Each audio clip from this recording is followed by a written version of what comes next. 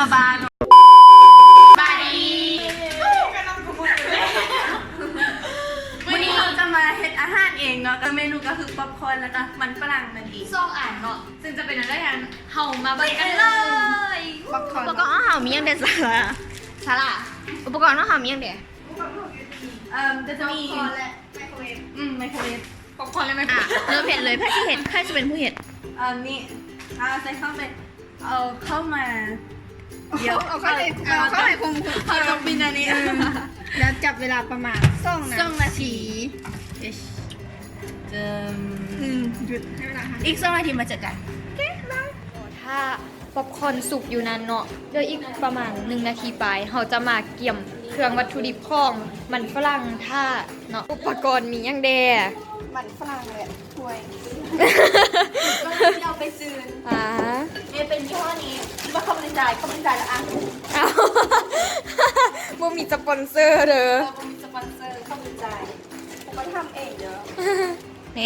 นี่คือมันฝรั่งที่เราจะกินเนาะกามีประมาณนี้กะไล่อยู่ซึ่งเฮาผู้ที่บ่มีเวียกเห็นเนาะเขาจะมาลักกินขนมของศาลาบัดก่อนกันแล้วโคตรหอมเลยโคตรหอมเลยแต่มันก็ฮ้อนว้าปิดเดิมมาสระโอเค let's go เดี๋ยวเราต้องจี้กันดิว้าฮ้อนค่อยๆเด้อมันฮ้อนอีอ่ะมันฮ้อนค่อยๆมันฮ้อนนิดนึงน่าแซ่บเด้อทุกคนมันจะมีความผูกฮ้อน very hot อุ้ย so hot so hot อายอ้อมเนาะอย่างน่าแซ่บเลยโอเคหน้าตาจะเป็นแบบนี้เนาะโอ้เอาปังวัว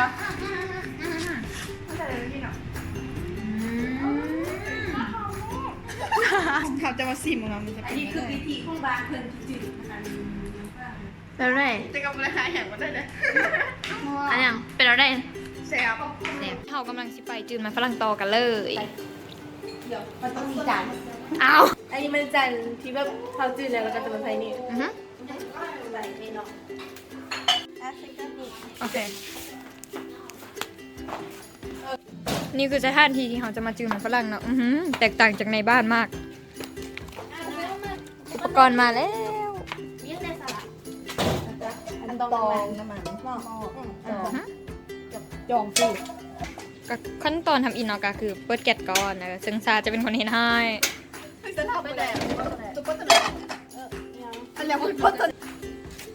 ขั้นตอนต่อไปก็คือทอกน้ำมันใส่ก่อนใส่ได้ด้วยหนึ่งแล้วแต่อะไรที่มันทั่วเขาจะท่าให้น้ำมันมันพอได้เลยบางทีเราลงแสงกดอะไรในขวดนะให้ไฟแห้งได้มันไหม้มันจะมันเสียโอ้โหเมฆขวดที่แท้จริงเขื่อนขั้วข้าวผัดมิสซันอยู่ข้องสองอะไรวะเนาะมันต้องเดี๋ยวฟ้ามันยังบ่คนเถอะพอแล้วใส่ได้แล้วมันเป็นยังไงไอ้กดส่งกดส่วนอันนี้ก็จะเป็นตากองแพทแล้วก็ตากองจีนบุยักไทยตัวเองเป็นตากองในหมดฮะเดี๋ยวนี้เขาก็รอถ้าให้น้ำมันฮอนแล้วก็เอามันฝรั่งใส่เขาเริ่มเอาลงเรามันฮอนทุกคนใจฮอนได้ซึ่งค่อยเองเป็นคนใจฮอนเลยลงโอ้ยแม็กกลัวนี่บุหรี่ได้เอาลงเลยเวลาเขากินเขาต้องเต้นเป็นน้ำหน่อยเดี๋ยวมันจะชวนว่าไฟเดือดเดี๋ยวแม่เมื่อกี้กูไปทำไม่ได้ตอนนี้มันเป็นปะน้ำมันเต้นเนาะทุกคนคนในนี้มันมีน้ำมันใส่ตู้เย็นเนาะเวลาขนไล่ต้องเพราะมัน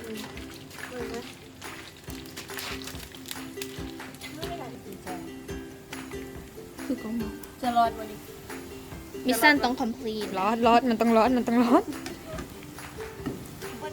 เดี๋ยวนี้เขาเปลี่ยนแม่ครัวแล้วเนาะก็จะกลายเป็นแพทตะกล้องนั่นเองเดินไปอย่างอโลนนะซาร่า มันก็จะไหม้เลยเดี๋ยวนี้นะ อันนี้เป็นเซฟได้เลยเนาะ ในที่สุดมันฝรั่งของเฮาก็จบลงโดยดีเนาะ แล้วก็ได้เซฟนี่คือเจ้าพวกเลย ตายแล้ว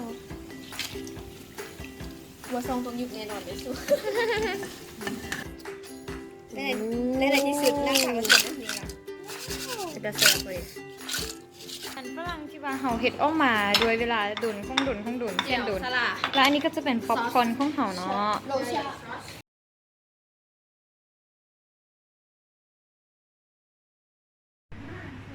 เมื่อกี้จิจี้ก็เห็นโทรศัพท์ตก ถ้าบ่ได้เฮ็ดตก ไม่ทางศาลาเห็นโทรศัพท์จิจี้ตกเขาทำความรู้สึกเนี่ย ค่อยยันมันแตกอะเห็นบ่มันไว้อยู่บนนี้อาจจะบ่เห็นหรอกเดี๋ยวละกองค่อยกำมือเนาะแล้วแบบค่อยก็เสียใจนิดนึงกินอาหารเพื่อแก้เครียด เขียดเขียดแซ่บปะ อ้าวฮ้อน ไม่ค่อยเห็นนะชนะไปใส่ เดี๋ยวนี้อ่ะเฮ้ย ชนะไปใส่ จะแปลงฉันต้องเล่น กินควบคู่กัน ฮ้อน หวานหวาน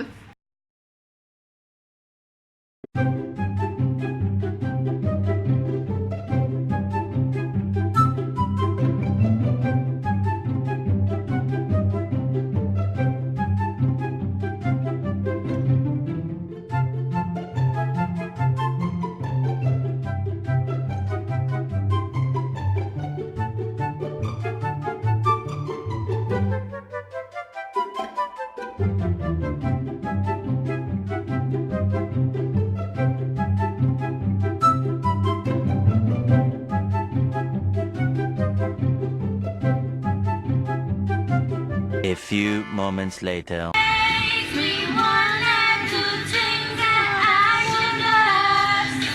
กินแล้วแล้วก็บาน